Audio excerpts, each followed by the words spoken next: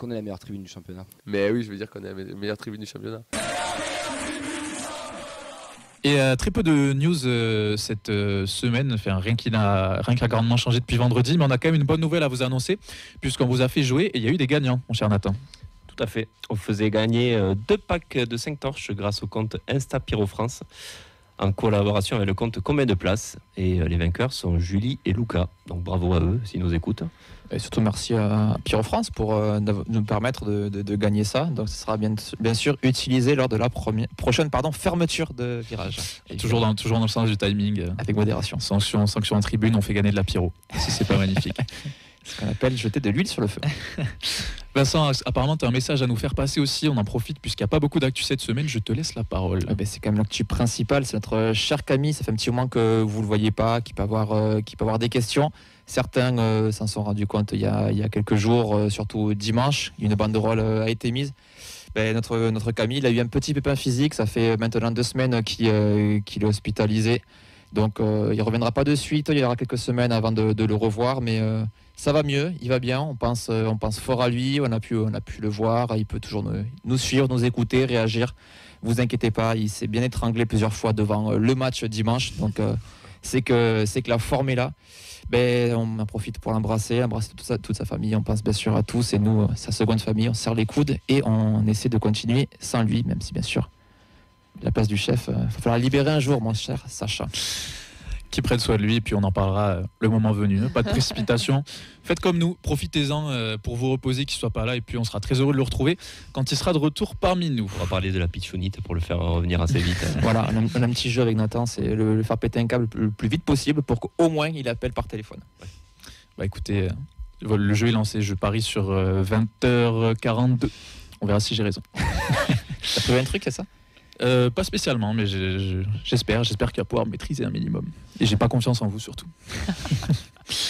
Allez, il n'y avait pas de match pour l'académie cette semaine, mais on a quand même les infos de la Fabrique Violette comme chaque semaine qu'on remercie, puisque sur notre préformation, on a eu tous les résultats avec un match nul pour l'U14 à Pamiers. La défaite, elle était pour les U15 2-1 contre l'UJS et la victoire, elle était pour les U16 avec un 2-1 contre la Jet. Donc on a aussi le TFC qui nous a appris que pour les U13 et les U14 il y avait un stage d'1 semaine au Maroc, comme par hasard mon cher Nathan. Il y a une dizaine de jours, donc accueilli par la Fédération Royale, quand même c'est pas rien, et logé dans le centre Mohamed VI, donc que vous connaissez peut-être. Et donc ils ont disputé plusieurs matchs. Ils ont affronté le pôle fédéral de Casablanca et 2 équipes pro.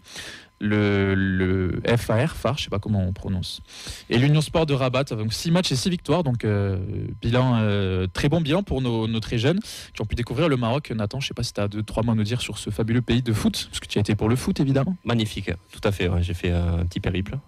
Par contre, j'ai fait tout le souk de Marrakech, je n'ai pas vu un maillot à Bouklala. C'est quand même, voilà. On est déçus. Ouais, non, j'étais déçu aussi. Je me baladais, je demandais quand même. Je suis le seul mec qui a demandé, je pense, un maillot de Toulouse. Et c'était assez particulier. Écoute, peut-être qu'ils feront le stock pour la prochaine fois, on ne sait pas. Exactement. On espère. Je vous l'ai dit, pas de match pour l'académie, mais on a quand même des nouvelles de nos jeunes, puisqu'ils ont joué cette semaine, Nathan. Tout à fait. Donc, pas de match ce week-end, mais ce lundi dans le Challenge Espoir. Donc, ils ont battu 2-1 l'AS Saint-Etienne avec des buts de Zuliani et de Harfi. Ils sont premiers de leur groupe devant Montpellier, Le Havre, Nantes et le PSG. Mais le Havre affronte le PSG mercredi, qui se qualifie pour les demi-finales contre le second de l'autre groupe, qui sera soit Rennes, soit Caen, soit l'AC Ajaccio. Les demi auront lieu entre le 1er et le 4 mai 2025. La finale se jouera le 21 mai. Ça fait quand même un tournoi de plus à jouer pour ces jeunes-là. On rappelle qu'il n'y a plus de Gambardella. Il y a des choses à jouer en championnat, mais ça fait quand même pour toute cette génération-là qui a l'habitude maintenant de s'entraîner avec les pros, de côtoyer un peu l'entre-deux, les Medjarfi, les Dizulani et tous les autres. Ça fait une compétition en plus à jouer, pourquoi pas un petit trophée à aller chercher. Donc on leur souhaite le meilleur, évidemment. On vous tiendra au courant, ça va se passer début mai.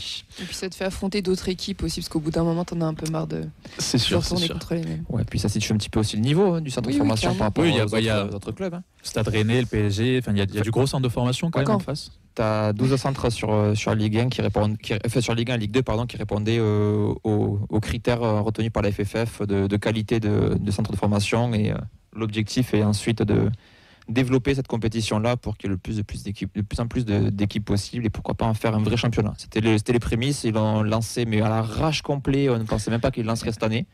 Donc c'est déjà bien d'avoir ça. Toujours à huis clos, hein, évidemment. Et Si on peut aller au Très bout, bon on va info. pas s'en priver. bien sûr. Est-ce qu'il y a un trophée? Je sais pas s'il y a un trophée. On verra. De toute façon, il faut la remplir cette armoire. On a été habitué là récemment, donc ce serait bien de continuer, peu importe la catégorie. Et justement, il y a encore quelque chose à jouer aussi. Bon, un trophée, ça va être difficile, mais il y a du positif aussi pour nos féminines. Divine. Tout à fait. Oui, la frappe de Divine. Magnifique but. L'ancienne Marseillaise qui marque contre l'OM, et ça, c'est pas Ah, beau. c'est bon ça, Ça voilà. célèbre, c'est beau. Eh ouais. Tu m'as bien feinté, j'étais pas prêt du tout. C'était- Ce qu'on appelle une Nadia dans le jargon. Je l'ai dit, hein. Dès que je vois que tu t'endors, je te Moi, je me suis fait feinter par Clément. Comme j'ai pas eu de jingle, Ouais, j'ai non. démarré direct. Ouais. coupe pas les jingles où il y a Mathilde, sinon elle va te Non, frapper. vivement qu'on commente un nouveau match, qu'on change de jingle, je peux plus m'entendre. C'est vrai, C'est vrai que mine de rien, on nous avait, Un petit enfin, genre, Toulouse-Le Mans, là, on nous avec avait les promis plus de matchs au stadium ça cette saison va, pour les filles. ça va arriver. Voilà, c'est dans les tuyaux. C'est dans les cartons. On espère qu'il y aura quand même une occasion d'ici la fin pour Oui, il y aura au moins une dessus. les féminines, Vincent. Et encore du positif, encore des bonnes nouvelles. Une nouvelle victoire d'affilée, c'est la 4e si je dis pas de bêtises. 2-1 contre Rodez avec des buts de Marty d'Altunkulak. Le TFC est second, 4 points d'avance sur l'OM qui a 2 matchs en moins. Et le même nombre de points sur Le Mans qui a un match en retard pour le coup. Donc il n'y aurait plus qu'un adversaire direct. Marseille qui a son match en retard contre Nice, ça sera le week-end prochain justement. Donc on sera fixé. Mathilde, tu étais au match. Qu'est-ce que tu en as pensé du coup de la prestation de la Toulousaine? Eh bien, c'était un match assez ouvert et plaisant à voir, parce que, très, très dynamique. On a pu voir que Toulouse a su profiter des faiblesses, des largesses de Rodez, qui est une équipe vraiment mal en point et qui se bat pour son maintien. C'était pas un match tout en maîtrise, hein, loin de là, parce qu'en fin de seconde mi-temps il y avait vraiment beaucoup d'occasions des deux côtés, mais c'était un match intéressant et comme tu disais, hein, Toulouse est sur une série de 4 victoires si on se trompe pas, ce qui est plutôt très positif avant avant de se lancer dans les 4 derniers matchs. Et ils affrontent en plus Lens, ils reçoivent Le Mans, ils vont à Marseille et ils vont à Lille, donc vraiment 4 gros morceaux.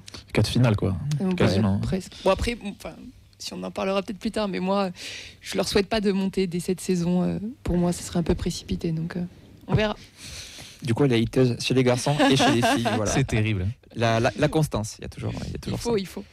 On a pu échanger avec le coach Antoine Girard par vocaux aujourd'hui. On a d'abord demandé ce que lui retenait de ce match. Ça a été un match difficile face à un bel adversaire. On a eu, je pense, une première mi-temps globalement maîtrisée qu'on peut terminer avec un but de plus d'avance, mais on manque un peu de qualité technique dans l'avant-dernier geste ou le dernier geste, et puis de connexion entre les joueuses pour être plus dangereuse. Et puis la deuxième mi-temps, plus difficile, beaucoup plus difficile, beaucoup plus d'erreurs techniques, de précipitation. On a été aussi beaucoup moins efficace dans nos comportements défensifs. Et voilà, ça aurait pu nous coûter cher à la fin. C'est pas le cas. C'est la 4e victoire de suite. Donc voilà, il faut pas s'imaginer que les choses vont arriver simplement. On est promu dans ce championnat. On gagne 4 victoires d'affilée dans un contexte de fin de saison où les gens sont tendus pour le maintien ou pour l'accession. Et voilà, c'est vraiment une super perf d'avoir réussi à générer cette série. Toi, Mathilde, tu avais posé une question sur la préparation du match, si le côté droit de Rodez avait été identifié, parce que tu avais identifié cette faiblesse-là et qu'il y avait surtout beaucoup d'occasions qui venaient de ce côté-là pendant le match. On n'avait pas identifié de côté particulier à Rodez. On savait que la défense serait en rotation parce qu'il y avait eu un carton rouge la semaine d'avant. Donc potentiellement les choses pouvaient évoluer. Mais on n'avait pas ciblé de côté particulier. Nous, je pense qu'on a des connexions importantes à gauche puisque c'est le côté qui bouge le moins dans la rotation d'effectifs chez nous. Donc voilà, on penche un peu à gauche aussi parce qu'on a des droitières beaucoup sur les rampes de lancement et elles s'orientent de manière plus naturelle sur le côté gauche. Mais je trouve qu'on a réussi à se montrer dangereux aussi à droite, notamment dans le tout début de match où on a plusieurs situations de centre. Et voilà, l'apport de Chloé aussi, on en reparlera bien sûr, a été important dans cette première mi-temps. Mathieu, tu as aussi posé une question sur la gestion de l'effectif, sur le fait que certaines joueuses pouvaient enchaîner des bancs puis revenir titulaires et arriver aussi à performer. C'est le cas de Coulé Marty qui a été buteuse ce samedi. gérer ces cas de joueuses qui peuvent être amenées à enchaîner plusieurs bancs. Moi, il n'y a pas de formule magique. En fait, on essaye d'être franc et honnête avec les joueuses, d'avancer avec elles sur leurs axes de progression individuelle, de ne pas les abandonner et de leur fixer des objectifs très clairs. Pour Chloé et Marty, en l'occurrence, c'était... il y avait un objectif d'être décisive pour son équipe et d'impacter les matchs pour les influencer davantage que ce qui se faisait. Et voilà, je trouve que Chloé a parfaitement répondu samedi finalement à ces attentes-là. Et je pense que c'est un soulagement pour elle, mais c'est aussi dû au fait qu'elle se soit accrochée toutes ces semaines et qu'elle soit restée performante pour le groupe et impliquée dans son projet de progression individuelle. Voilà, ça a été Chloé samedi et j'espère que ce sera d'autres joueuses d'ici la fin de saison. On a parlé du calendrier juste avant sur le fait qu'il restait 4 matchs et que ça allait être des gros morceaux. Et pourtant, c'est le mois d'avril qui a 2 matchs seulement face à des équipes de première moitié de tableau. Comment on va préparer cette période moins chargée en match ? On est content et contente, je pense, d'avoir un petit peu de repos. La fin de saison est forcément complexe sur le plan de la charge, etc. On rentre en plus dans des périodes de partiels et on sait que notre groupe est constitué quand même d'une bonne partie de joueuses qui gèrent un double projet. Donc c'est très bien de ne pas enchaîner les matchs, de pouvoir avoir des week-ends off pour reposer à la fois le corps et l'esprit, et puis pour pouvoir aborder ces 2 rendez-vous qui vont être décisifs sur cette fin de saison. Et pour terminer, un petit mot sur les U19. Elles ont perdu 2-1 contre l'FC Bourg-Perona avec un but de Jurado. Les Violettes restaient sur 4 victoires et un nul. C'est leur première défaite. Bordeaux en profite pour reprendre la tête pour 1 point. Ce sera justement le prochain adversaire. On a demandé au coach, pour terminer, ce qu'il avait pensé de cette contre-performance de nos Violettes. C'est une déception, bien sûr. C'est la 2e défaite contre Bourg-en-Bresse de la saison. Une équipe promue face à une équipe, le TFC... on est quand même sur le championnat U19 depuis sa création.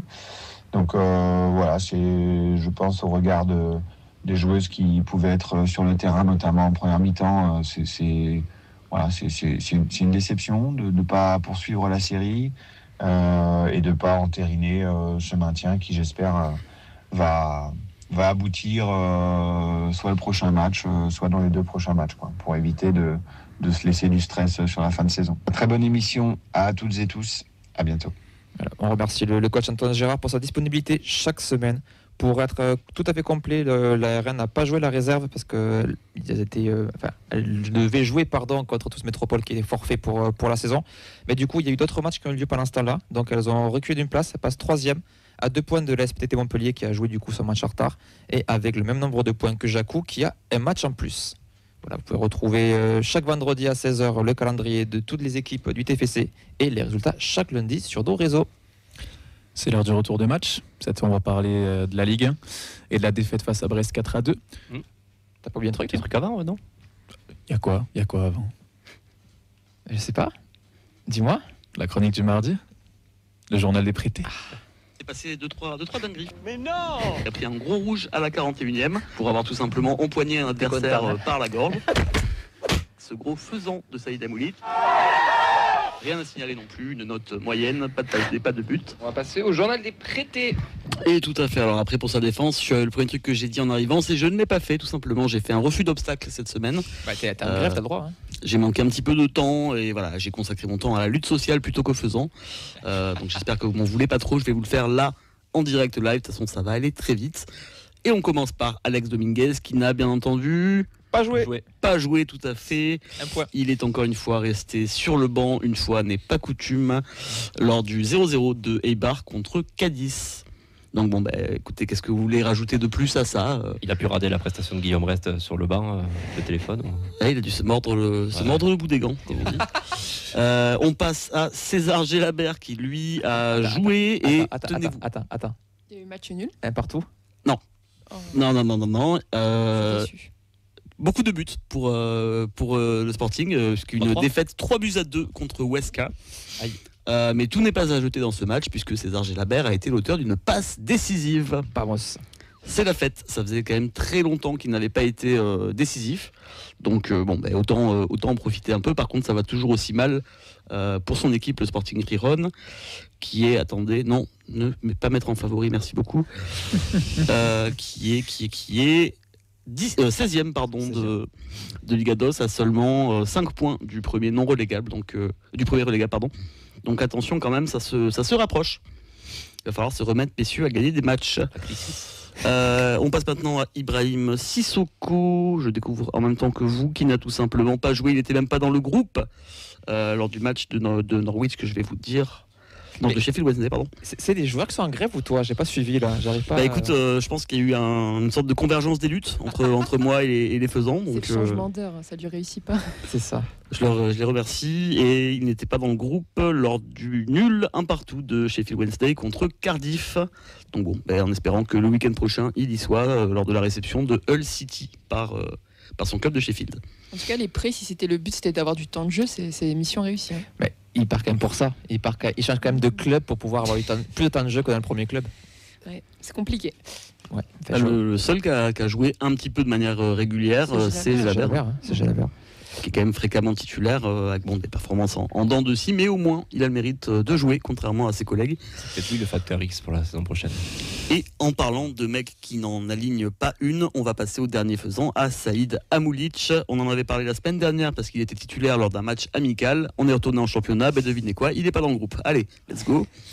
Donc ça continue pour lui. Je pense que Lodz va être très très content de nous le renvoyer. Il n'a pas joué depuis très longtemps avec eux, en tout cas en match officiel. Et voilà, donc là il était hors du groupe lors de la victoire 2-0 de Lodz contre Piast.